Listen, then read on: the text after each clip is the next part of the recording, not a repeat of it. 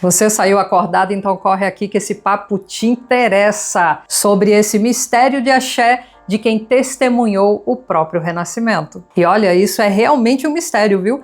Porque ninguém sabe explicar por que é que o orixá opta não passar dentro dos processos iniciáticos e vai passar quando ele quiser. Ou se ele não quiser, ele não vai passar também e tá tudo certo. O transe não está ligado à iniciação. Entrar em transe ou não quer dizer que a pessoa não está iniciada. Sou Adeloia Aljubará, sou Ebom ou Ebome, como chamam aqui no Brasil. Completo hoje, 21 de outubro, 8 anos de iniciado e saí acordado. Passei consciente por todos os fundamentos, todos os processos iniciáticos e não é fácil morrer e renascer lúcido e consciente de tudo. E gente, eu não sei se vocês estão ligados, mas essa fixação pelo transe é coisa aqui do Brasil, tá? Em África, tem-se mais consciência desse processo cultural de zelar e cuidar da sua ancestralidade divinizada. O transe é apenas um detalhe. É um detalhe lindo, mas é só um detalhe. E vamos explicar de forma bem resumida para quem não tem nenhuma familiaridade com o candomblé. Existem 3 formas de se iniciar um elegum. Elegum é um termo que designa uma pessoa que tem uma mediunidade apta a entrar em transe. A primeira é a situação mais corriqueira, que seria o ideal. A pessoa passa pelo bolonã, é recolhida e é levada para dentro do roncó. O bolonã é um processo em que o orixá pega o ori e o ará, o corpo da pessoa, e ela desmorona, como se ela tivesse desmaiado. Pessoas irão recolhê-la e ao som dos atabaques a levarão até o roncó. O roncó é o útero do orixá.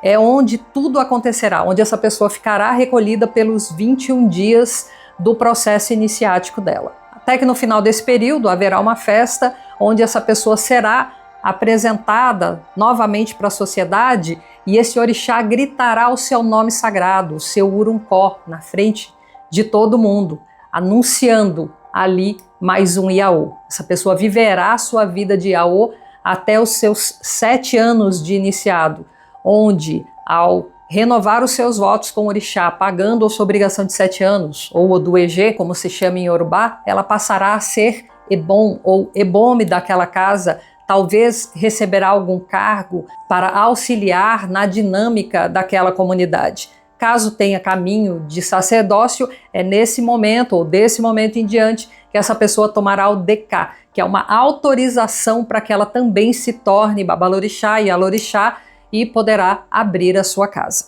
A outra forma é sair como iaô acordado.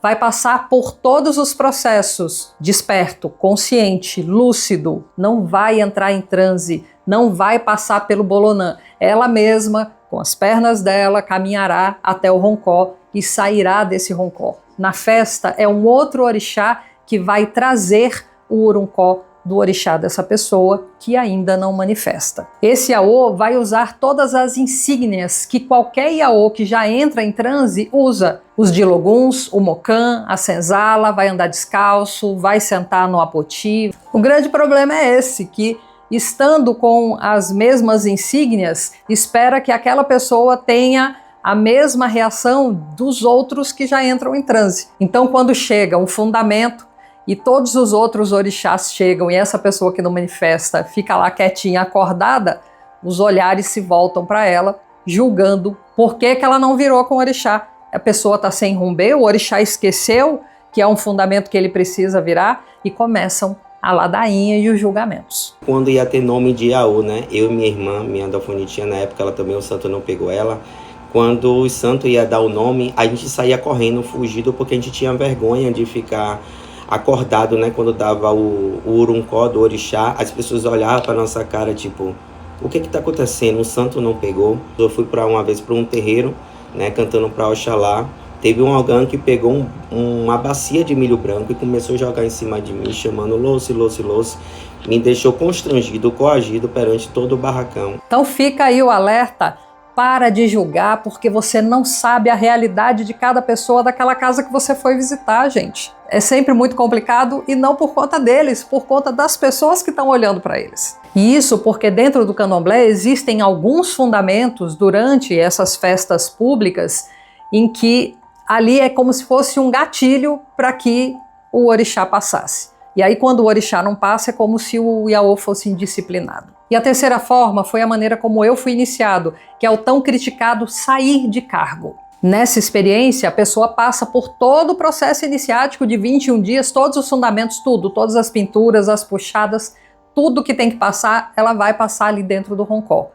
Mas ela vai sair com um cargo dentro da casa, uma responsabilidade, ela será uma autoridade dentro daquele terreiro. Isso vai fazer com que essa pessoa não gere nenhum estranhamento quando o orixá não passar nesses fundamentos corriqueiros de Iaô, porque ela não usa as insígnias de Iaô. Aí é claro, né? Isso acaba trazendo alguns direitos e algumas facilidades ali, mas também aumenta a quantidade de responsabilidade sobre aquela pessoa. A parte negativa, novamente, é o julgamento, porque julgam que pessoas como eu não quiseram passar pelo Bolonã, não quiseram passar pelo período de Iaô, não quiseram sentar no Apoti. E aí vem essa coisa, né? Não é um cargo válido porque a pessoa não tem 7 anos e acaba sendo uma feitura vista com desconfiança por toda a comunidade de axé. Diziam que se iniciava e não recebia orixá só para receber cargo. Nós ouvimos muitas bobagens, besteiras, né, das pessoas. Algumas que acham que não é normal sair acordado. O orixá nunca vai te pegar.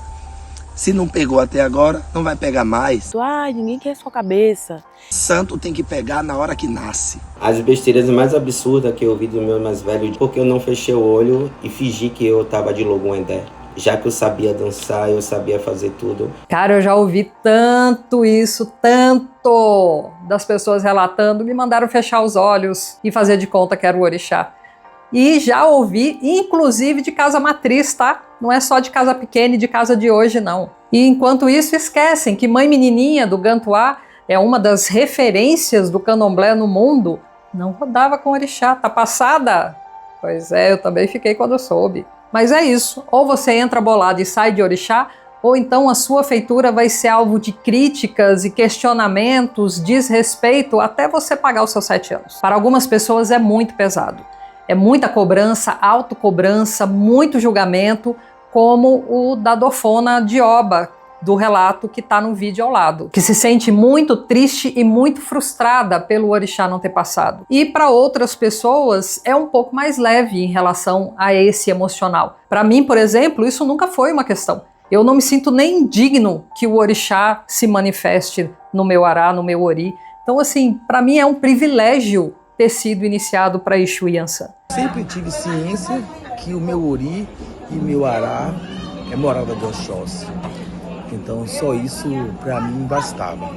E lógico, também foi muito mais leve, porque meu pai, Gilson Chaurô, ele nunca me pressionou, ele nunca gastou adijá na minha cabeça tentando chamar Exu ou Iansã. E também nunca permitiu que ninguém da roça fizesse isso. Então sim, a atitude cuidadosa e observadora da liderança desse axé vai evitar que aquela pessoa que está tendo uma experiência diferente da sua espiritualidade não seja massacrada dentro da sua própria casa. Eu não enfrentei nenhum tipo de cobrança com relação às pessoas da minha roça, porque todos já conviviam comigo há muito tempo, ficamos abiãs 3 anos. Os outros irmãos eles já incorporavam, eu não.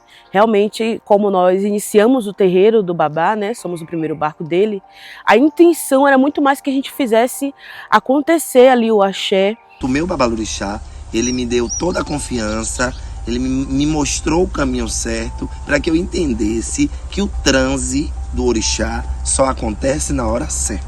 E a didática do meu pai de santo e da minha família, né, da onde eu sou descendente, de Ilhaxopó-Fonjá, sempre foi muito tranquilo em relação a isso. De a pessoa ser feita de santo e o orixá não pegar, porque se você cobra e você exige que o orixá venha, você está tendo uma inversão de valores. E essa inversão de valores fica parecendo que nós mandamos na espiritualidade. E nós não mandamos, porque a gente não pega no vento, né? O vento é que possui a gente. Mas óbvio que tem muita gente sem noção, né? Que esquece que não tem receita de bolo para zelar de ori. E acaba se tornando extremamente cruel com alguém que está num momento super vulnerável.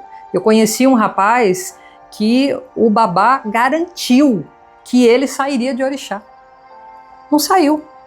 como é que ele vai garantir que o orixá vai passar? A gente tem que se recolher à nossa insignificância diante do orixá. Como é que ele vai garantir? Não tem chá, não tem feitiço, não tem ebó, não tem nada que obrigue um orixá a passar, se o orixá resolver que não vai passar. Então, meu irmão, minha irmã, que é Elegum e o orixá ainda não passa, isso não é impeditivo para o fluir da sua vida espiritual, acredite. E tem muita coisa para fazer no terreiro, além de entrar em transe, viu? Enquanto você não está com os olhos fechados, fique com eles bem abertos e vá aprender. Eu tinha 6 anos de iniciada quando incorporei a primeira vez com Yananã, que estávamos no Lubagé e dentro da função interna, onde inclusive eu estava cantando ali, Babá Oxumaré pegou meu babá e pediu que tocasse um Adarum. Nesse Adarum, ele foi para cima de algumas pessoas e em um determinado momento ele veio até mim, me abraçou, Dauilá no meu ouvido, enfim, me abraçava, me balançava o corpo dele como se estivesse se rastejando assim em cima de mim, né?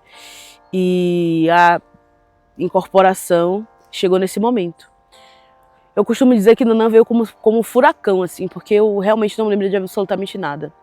E ela veio, se arrumou sozinha, tomou rum, e a partir disso minha vida mudou completamente. Eu sinto que era a parte que faltava, assim, dentro da minha espiritualidade. Eu já tinha vivenciado diversas coisas, mas realmente foi muito especial e eu não esperava mais, eu não tinha mais aquela expectativa. Então foi algo que me pegou muito, foi muito forte mesmo. O orixá passou aos poucos. Primeiro eu sentia muita emoção, sentia muita essa energia presente ao meu lado. E aí foi passando aos poucos, né, a energia se fazendo mais presente, as emoções fluindo naturalmente, cada vez mais constante. E quando foi quase 2 anos depois, a Chaguinha me tomou. Odum do santo de meu pai. Só me lembro de comer um ecó e deitar no pilão. E meu pai jogar algo na minha cabeça. E quando eu voltei em si, a Ebé de meu pai estava toda feliz. E eu não sabia explicar o que era. Foi a primeira vez que o Oxoguian tomou o meu ori. No dia do Odum do santo do meu pai, que é o meu pai, Babá Safurã. Eu fiquei tomado de surpresa, de êxtase e de não entender o que significava, porque era a primeira vez que eu estava entrando em transe. Foi a primeira vez que meu pai Oxoguian tomou o meu ori. Porque primeiro quem me pegou foi o Oxoguian e depois, com o tempo, que meu pai Airá tomou o meu ori. Mas foi uma sensação de tudo novo. Parecia que eu estava nascendo naquele dia, porque para mim tudo passou a mudar. Eu já estou com 22 anos de santo iniciado e o Oxóssi ainda não veio. Mas é que o Oxóssi quiser vir, vem. O ará tá pronto, a minha bênção tá pronta. Mas todo ano eu dou bori, todo ano eu dou boi a meu santo. Mas ele é muito atuante na minha vida, sabe? Ele é positivo na minha vida. Baba Miexu me deu o primeiro sacode quando subiu o quelê dele na obrigação de 3 anos. Mas ele foi tomar rum só na obrigação de 7. Isso porque a gente nem sabia se ele viria. Porque ele não vem. Quando meu pai roda, por exemplo, ele não segue esses trâmites desses fundamentos que a gente está acostumado. Ele tem a própria forma de se relacionar com a vinda dele para a minha matéria. E tá tudo bem, manda quem pode, obedece quem tem juízo, já é um privilégio ter sido iniciado para ele, um privilégio recebê-lo no meu ará, no meu ori. Eu não tenho que falar mais nada. A iniciação é algo que é realizado para a nossa vida, para o nosso ará, para o nosso corpo, também para o nosso ori. A incorporação, ela pode vir a acontecer, tudo acontece dentro da vontade e do desejo dos orixás. Nós não coordenamos isso. Procurem rodear a sua vida de pessoas coerentes, de pessoas que têm propósito dentro da religião. Para entender que tudo aquilo não era errado. Eu não era menos que o meu irmão porque eu não incorporava. Então eu tive base para isso. Que vocês possam ter essa base, que vocês possam ter esse apoio. Esteja no axé pelo orixá, confie no orixá, entregue seu caminho ao orixá, se entregue ao orixá. Porque o orixá compreende todas as coisas e prepara esse caminho para que a gente possa percorrer.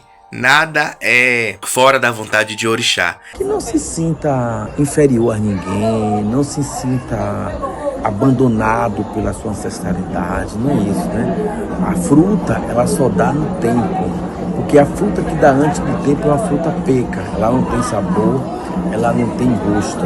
Então, procure esperar seu tempo, confie no seu Pai de Santo, honre o seu Pai de Santo, honre a Mãe de Santo de vocês E procure ser sempre fiel ao seu orixá. Porque não é preciso você botar a mão para trás, dar riô, dar riá, dar reis, dar rá, para poder você ter esse casamento com a sua ancestralidade. Então fica aí a dica para você que é sacerdote e sacerdotisa, observa, conversa com o seu ebé. Quando tiver uma pessoa que vai sair acordada, sensibiliza essas pessoas, é sua responsabilidade que a sua casa esteja preparada para receber alguém que não está vivenciando a espiritualidade de uma forma corriqueira. Então, se as outras pessoas não estiverem sensibilizadas, o julgamento e a tortura psicológica, emocional e espiritual vai acontecer. Nunca perca a sua fé perante ao orixá, e nunca perca a sua integridade sobre ele, porque no momento certo ele virá, ou não.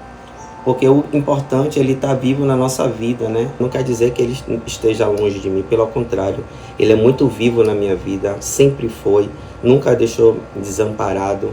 A minha fé sobre ele é muito mais além, é incondicional. E espinho, quando tem que furar, ele nasce com ponta. Ninguém faz ponta em espinho. Fui iniciado acordado, o meu babalorixá deu as minhas obrigações.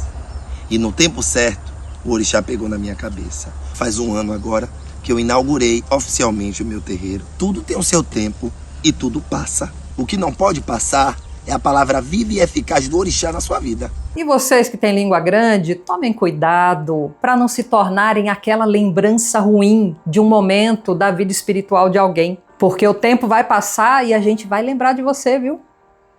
A gente lembra de cada uma das pessoas que nos atazanaram, que trouxeram sombra para um momento tão vulnerável, tão delicado, trazendo ainda mais dúvidas para uma fase que a gente tem mais perguntas do que respostas. Que as pessoas sejam mais empáticas, mais amorosas, mais receptivas, que abracem seus irmãos independente das circunstâncias em que eles estão no axé. Comunidade de axé é isso, é convivência, é familiaridade, é aconchego.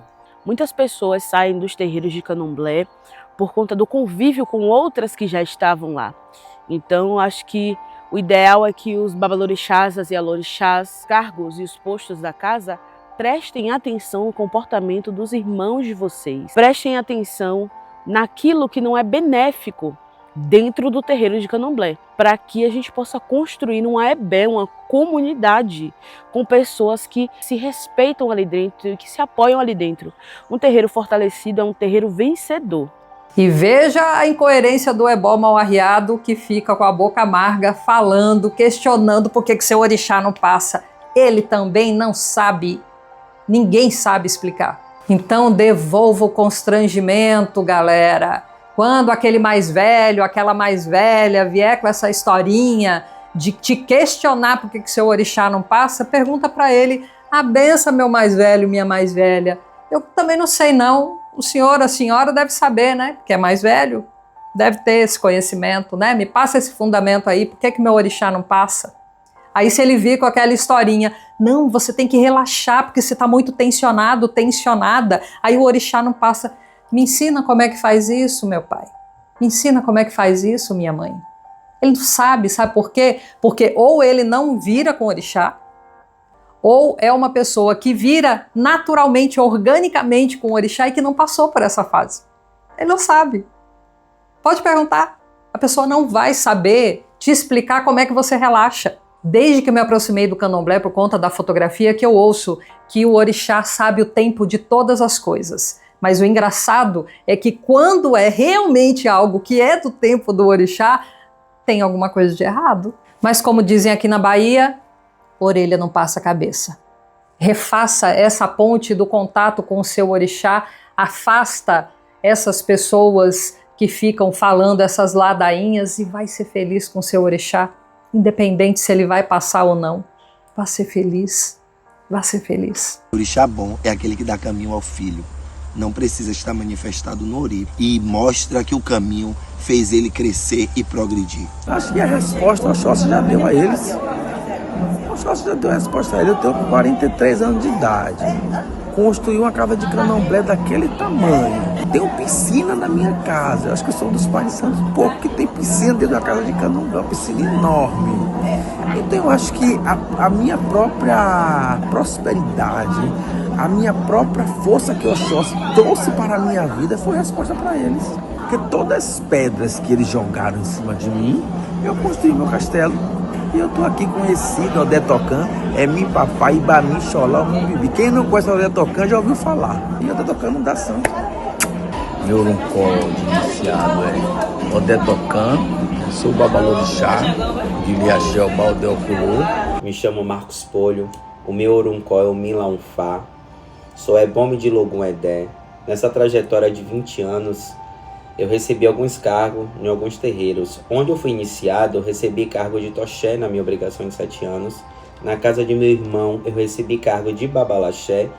E na casa de outro irmão, eu recebi cargo de Babaquequerê. Meu nome é Nansubô, eu sou Yalaxé do meu terreiro, do Iliaxé Miorô, e eu tenho 10 anos de iniciada. Eu sou Baba Marcos, de Oxoguiante Airá, conhecido como Baba Tibioxê. Sou Babalorixá, da Casa do Pilão. Tenho 9 anos de iniciado na religião dos orixás. Eu sou Newton de Oxaguian, Babá Efum do Ileaxé Moarimassum, em Conceição do Jacuípe. Em 2011, renasci para Oxaguian. Então, galera, não tem problema nenhum ser elegum e não entrar em transe. Sua fé não é pouca, sua cabeça não é fraca. E você é digno, digna do orixá que te escolheu.